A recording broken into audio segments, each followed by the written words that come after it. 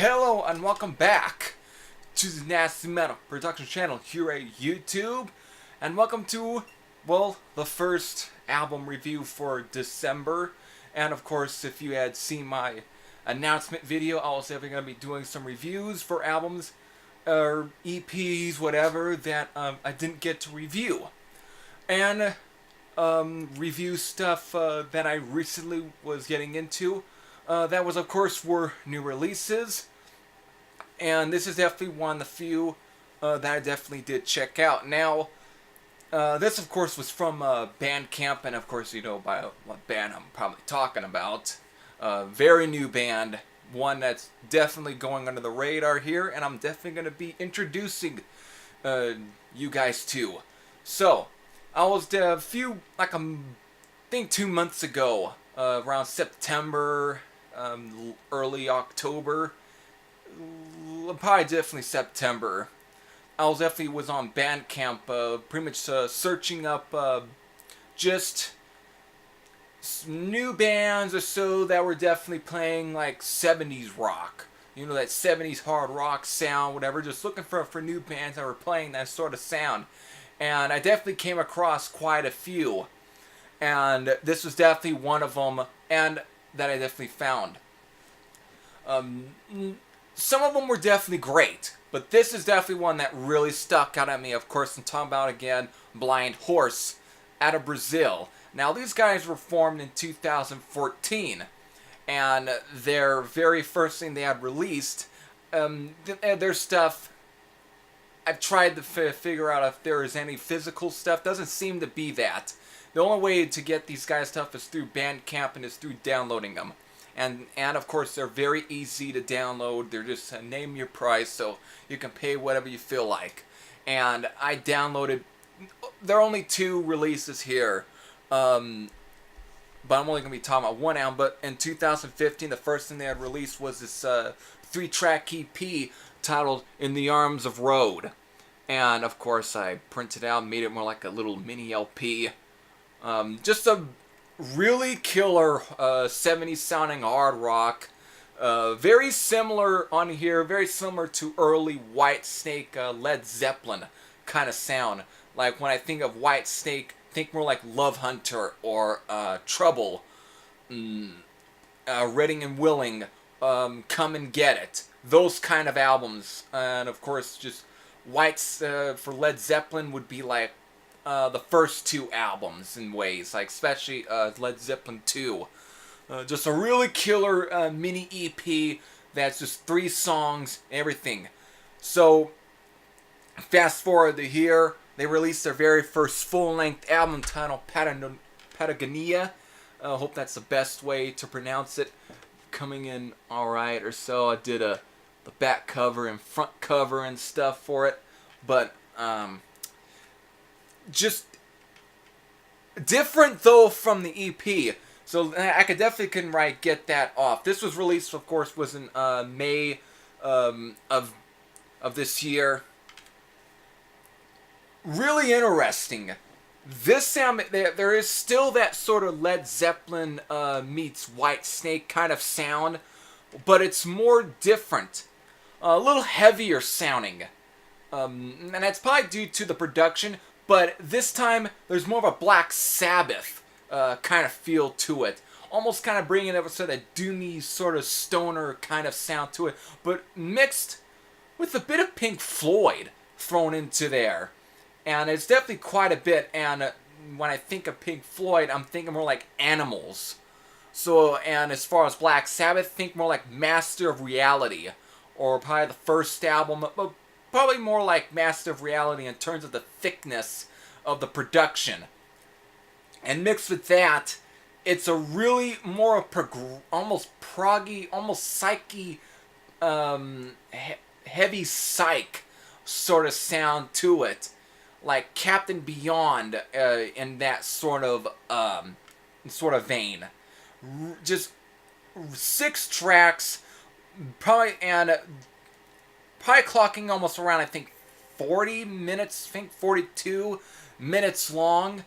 And that's due to the very first song, which the first song here is, of course, is the title track, this is the longest song on the album, clocking in very much over 15 minutes. It's 15 minutes and 50 seconds, and almost make it the 16-minute mark.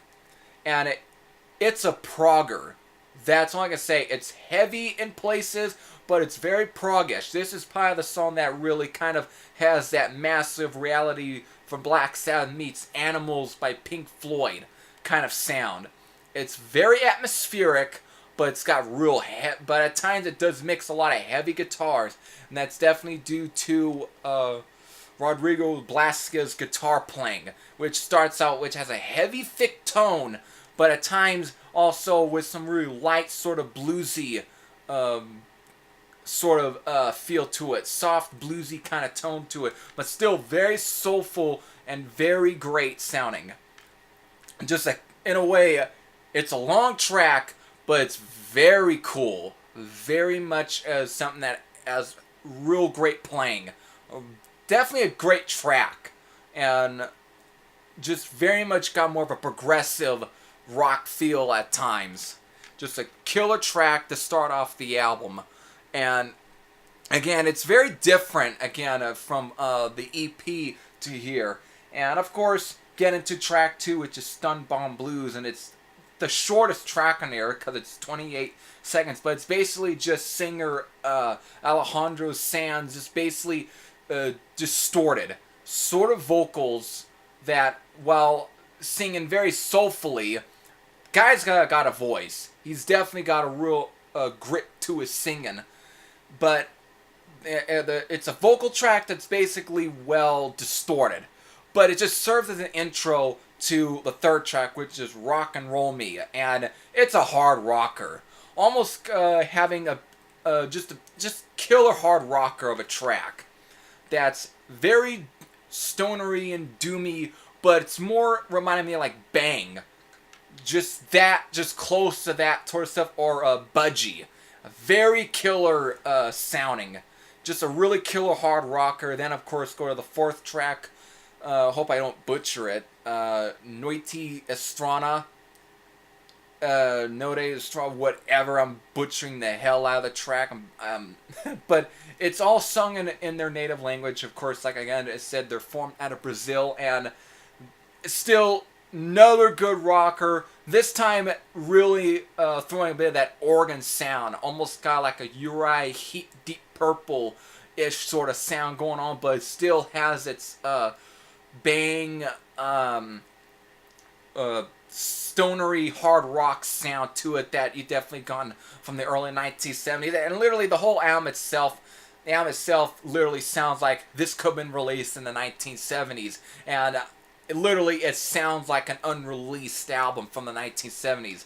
And the band doesn't sound like, oh yeah, we're trying to be 70s. They literally sound like they are the fucking 70s. Really heavy, hard rockin' track. Killer track though. And 5, which is probably the last real song on the album, Soul Locomotive, starting out with a harmonica, sort of bluesy type of feel to it, before getting into more real bluesy 70s hard rock sort of song. It's still proggish in some cases, but it's just a jam session at times as well, and that's how the whole album feels. It's like a whole jam session. And that's how I kind of dig my 70s rock, like with Budgie, Bang, and stuff like that. That's what you kind of are going to get here. And of course, it kind of ends with kind of it has to be a sample from an old blues track. You'll definitely recognize it. But it's an ambition. It kind of doesn't... It feels weird in some ways, but... It's very much, it just shows the ambition of this band. And of course, the last track being very psychedelia. Los Heraldos Negros. It's a fucking, this is psychedelia to its peak. It's a short track. This time 1 minute and 28 seconds. It's basically, again, it's a psychedelia with, of course, this singer Alejandro Sanz is basically fucking singing in Brazilian, but with this real weird sort of whispery type of thing going on while it's just psychedelia. That's all I can say. And that's basically, in some ways, to sum it up, it's like half of this album, a little bit of this album is very sort of proggy, heavy psychedelia kind of thing, but mixed with real sort of stonery, bluesy, hard rock type of sound that at times is pretty heavy. Just if this album was released in the 1970s and was found today, this would be considered a fucking gem in terms of 70s hard rock.